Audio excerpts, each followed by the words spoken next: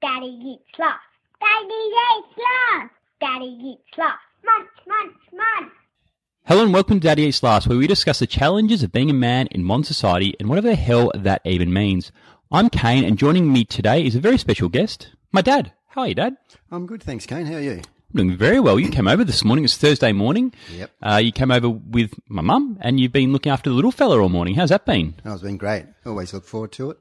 We've got 3 grandkids now. What we want to chat about today was I was brought up in the 80s. I was born in 79. You're a dad in the 80s. And a little bit of what parenting was like back in the 80s and how you've seen it change, obviously, with having 3 grandkids that you have access to now. Yeah, well, that was 40 years ago, Kane. So I am old. Oh, you're old. Well, those days we just, it's obviously new to everybody. We relied on probably grandparents for a little bit of advice and just took it as it came, I think. Yeah, well, I'm the oldest grandkid on your side and the third oldest on mum's side. With regards to grandparents, and I guess being the first kid on your side, you would have got some help by parents at that point? Yeah, a little bit from my mum, but my father obviously, sadly passed away when you were 2 years old. Yeah. But then once a little bit older, then Karen's mum and dad, they gave us a lot of advice. Yeah. And Karen's dad was probably like a second father to me. Oh, so, yeah. It worked out. Oh, it worked out good. You've turned out all right. Oh, well, I think you thanks have. for that. No, you've turned out great. And Bryony the same. We're really proud. Yeah. Okay, so back then you're a trader, you're a carpenter. You were doing that when I was born. Yeah. And then you're also playing soccer at a fairly high level back then as well. So what would a day or a week look like for you back then? Well, yeah, obviously I relied on your mum a lot because I obviously had to train, work during the day, and she actually worked part-time as well. So we relied on the grandparents, or Karen's mum and dad, more so than my mum, because she's obviously by herself there and had a couple of young ones there as well. So, those days it was probably a little bit tough, but there wasn't childcare wasn't as prevalent then either. It wasn't just kind of whack kids in childcare and everyone went back to work and work full time. That was sort of one parent, and it would traditionally back then be the mum would stay at home and look after the kids. So that's how it was back then. So you'd find mums at home with 2, 3, 4 kids. Yeah, and then just rely on the grandparents now and then. They'd come up, or if Karen worked part time, she'd drop the kid or you guys off at Nana and Grandy's place, and she'd go off to work, and then back to. And I remember going there. I remember going to my grandparents after school a lot. We'd just be able to walk around the corner and get home. And sometimes I think I might have ran around there once during school hours when I shouldn't have. But yeah, I guess we never heard that story. I was a terror though when I was a kid, wasn't I? You're correct. Yeah. You got any good stories from when I was a kid when I was a real terror, or there's too many? There's probably too many to choose from. Yeah, probably. Yeah, I think we'll just leave it at that. We won't worry about it because it just might tarnish your reputation. I know it's a terror. So you've got 3 grandkids now. You've got our little fella and 2 girls from a sister. How can you see from, I guess, when you were a dad in the 80s to now, how it's changed primarily for dads and both parents? Well, as nowadays you've got more access to Google and books and so forth. We didn't have that, but we've survived, and you guys have turned out great. So I think it's just a matter of common sense as well, routine, all that sort of stuff. Yeah. Do you think common sense is lacking in some parents these days, where they have too much of a reliance on Google or trying to find out the correct answer from somebody else instead of maybe relying on their gut instinct with their kid? Yeah, I think so. Yeah, and also with when I was brought up, my dad was pretty hard. Like, we got smacked quite a bit for being naughty. Whereas nowadays, or when we're bringing up you guys, we, maybe if you're really naughty, you might have got a smack, but it was more so talk to them and just explain to them what was wrong, what's right. And nowadays it's just gone another step further. It's probably more so talk to them first. Yeah. Oh, yeah. These days you absolutely can't smack a kid. I remember getting smacked when I did bad things, and I don't think I've turned out that bad. I'm not a violent person by any means. No. And it was just a correction when things were just really, really crazy. So it's just funny how times change, where over 2 generations back, that was the norm, was kind of smacking. And then when you were raising me, smacking was being phased out. Now it's, there's no physical contact at all. It's all about reasoning and things like that. Yeah, so. Well, even at school, got the strap a few times and whatever because you're naughty. But nowadays, you got the strap? Well, yes. So the cheekiness runs on our side. Oh, well, I think I was wrongly accused of being naughty.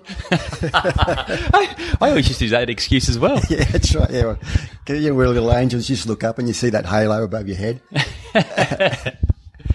Yeah, it's just time goes so fast as well. I remember it does. I remember going to soccer training with you, like when you were playing later on. I remember going to soccer training when I was old enough to sort of start late and kind of hanging around soccer change rooms and soccer grounds and going into the club rooms afterwards. Like, I don't see many kids doing that these days either. Everyone seems to be so busy being busy and sort of noodling around doing whatever that, you're not really exposed to, I don't see kids really being exposed to other groups of men as well. Yeah, probably not. I don't hang around soccer grounds that much anymore, so I don't really know. But it just doesn't seem as everything's more geared towards I guess just indoor activities and doing stuff. Yeah, I think you're right there. Well, even our early days, we used to be out the front kicking the footy or soccer ball or playing cricket in the backyard or whatever. Well, I'm not. Nowadays, you don't sort of see it as much. I know you had a little bit of a kick around the back and all that sort of stuff, played cricket with friends and all that sort of stuff. But, nowadays I don't think it's as prevalent. Maybe I'm not looking for it. Yeah, I think you definitely notice it more. Like I probably didn't notice kids as much until I had one of my own. And you kind of notice kids and you notice things and you kind of compare it to when you're a kid as well. Yeah. So, I don't see kids kind of playing in the street, and there's a dangerous element to it, but I don't think that danger's increased over time. It's maybe just being more publicised, so people are more scared, and kids aren't going out. But man, I had some great times with you just kicking the ball on the street, and then the kids across the road across the street kicking the ball, just trying to see who could kick the most goals. Yeah. And then my mate down the street who ended up marrying my sister, I just remember throwing a basketball overarm from about 20 metres and went in through the hoop. He goes, "I bet you can't do that again." I go, "Oh, double." And we were betting like, $5 here or there because that's what we had at the time, which was big money. That was like an hour at the golf range we were working at. Oh, I never knew that. No, it was.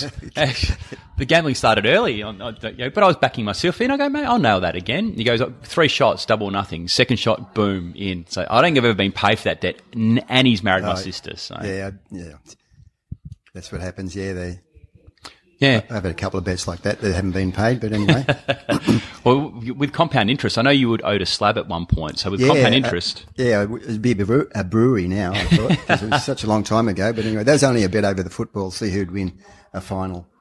And the D's actually did win one. Well, how do you feel? Oh, my little fella's a Demon supporter. I wasn't. Did he kind of do that? No, I didn't. No, it doesn't affect me at all. I'm happy to choose who you chose. Yeah. Like, you're an individual, so I mean, you can't fool me, as Mark Jackson used to say. That's right. Yeah, correct. But he played for Melbourne. he wasn't. He was on the ground. So horse kicking and doing whatever he did. Yeah. I guess even technology has changed now. You mentioned Google before, like kids playing with phones and iPads. Like you came over this morning, and the little fella loved seeing you. We had an activity this morning. He loved that and the interaction there. But then you also want to have a look at pictures on your phone as well. Like it's just a completely different world. Oh, definitely. Yeah, we never had any of that. And even our photos, they weren't black and white then, though. They actually just changed the colour. Same with the TVs. I think we actually had a coloured TV then. Yeah. But, everything's changed. Yeah, technology, the whole lot.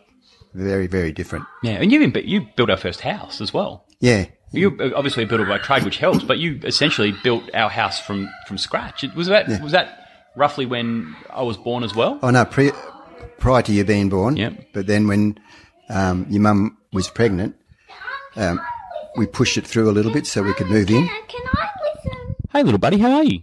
Good. We're just having a chat with Pop about how it was different when Pop was Daddy's dad, and how it is compared to us being, or me being your dad. So how do you think it's changed a little bit? Do you like hanging out with Pop? Yes, I do. And Nanny? Yep. Is it the best time ever? Yes, the best time ever.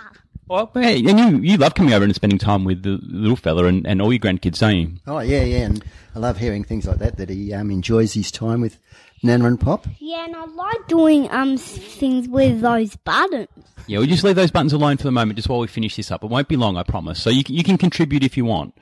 So I guess now you've gone to the next generation where you get to hang out with grandparents, hang out as grandparents. So we had a good old time in the clubhouse. Yeah, that's what you said last time, and you regretted saying clubhouse because it was not actually in a clubhouse. So now, I guess now spending time with the next generation grandkids that's nice in a different way as well, isn't it? Oh, definitely, yeah. It's it actually, well, when you get to my age and have grandkids, it actually puts a spring in your step. I don't know if you understand what I mean, but it actually just gives you more of a focus and more. Yeah, like a focus.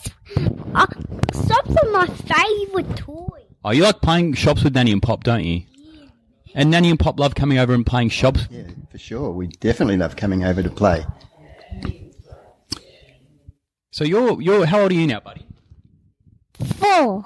You're almost 4, so 3.5, and your other grandkids are sort of, the eldest is almost 4.5, almost 5. They'll be going to school soon, I guess, and then everything starts again. Yeah. That's probably best to get them now while they're young, because at school they'll have their own things, so we'll catch up with them a little bit then, but not as much. Just like now we can play, and catch up with them, and just enjoy life. That's one of my favourite things about having a kid is probably that I can see how much you enjoy hanging out with him, and it maybe reminds me of when I was a kid. Like I don't have a great memory for when I was a kid because it's that long ago. But actually, just seeing how you interact with my son's been really nice because it reminds me of how much love there is in the family. So. Yeah, that's one of the. It sounds silly, like having a kid. One of the best things is seeing how my parents actually relate with my son. I think it's great. So, well, we actually love it too because, as I said to you, it just sort of puts a spring in your step. It makes you more active, and well, you've got to be more active to chase up with him. But, he's pretty quick. Actually, yeah, he is. Yeah, we love it. Oh, great. No. Well, really appreciate you having me on the podcast, Dad, and thank you very much. Thank you for having me. And our special guest, the little fella. Yeah, yes. Yeah, he's gone. He's gone. Playing with Nanny. I think it's time to play for shops before he has his nap. Yeah. That's all today on Daddy Eats Last. Thank you very much for listening, and don't forget to subscribe to our podcast on iTunes or anywhere you listen to podcasts, and also tell your friends about our podcast, especially if they are guys. That's all this week. We'll be back next week for another episode, or should I say serving, of Daddy Eats Last. Bye-bye. Bye-bye.